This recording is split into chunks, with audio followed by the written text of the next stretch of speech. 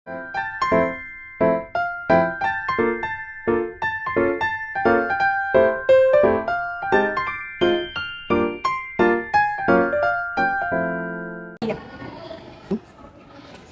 4 teori masuknya Islam ke Indonesia, yaitu teori Gujarat, teori Persia, teori Cina, dan teori dari Mekah.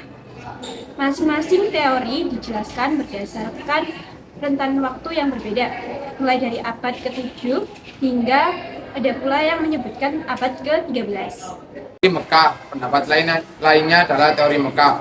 Teori ini pertama kali dicetuskan oleh Hamka dalam Dies Natalis Petain ke-8 di Yogyakarta sebagai koreksi dari teori Gujarat. Dalam teori masuknya Islam ke Indonesia diterangkan bahwa Arab Saudi memegang peran yang besar. Teori Gujarat mendapatkan tentang teori masuknya Islam ke Indonesia.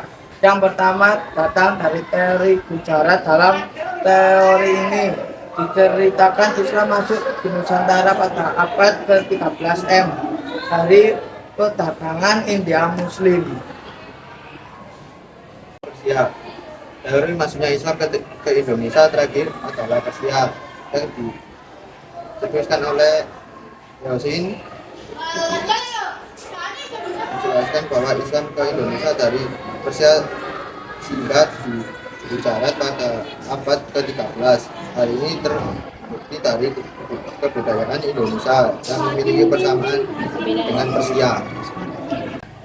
Ada beberapa jalur yang digunakan dalam penyebaran agama Islam. Yang pertama, jalur pernikahan. Yang kedua, jalur pendidikan, jalur perdagangan, jalur dakwah, dan jalur kesenian. Yang ketiga, jalur pernikahan.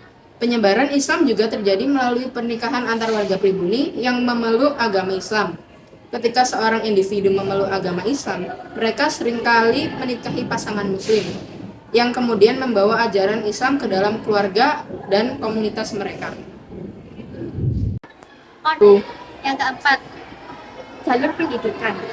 Pesantren menjadi fondasi strategis dalam kemajuan Islam di Indonesia. Melalui jalur pendidikan pesantren yang dilakukan guru, kiai, atau para ulama, Islam lebih mudah disebarkan. Setelah siswa pesantren mengikuti pendidikan, maka mereka akan keluar untuk menyebarkan dan mengajarkan Islam ke berbagai wilayah. Yang keempat, tasawuf. Tasawuf adalah dimensi dalam Islam yang menekankan pada pengalaman spiritual dan hubungan pribadi dengan Tuhan.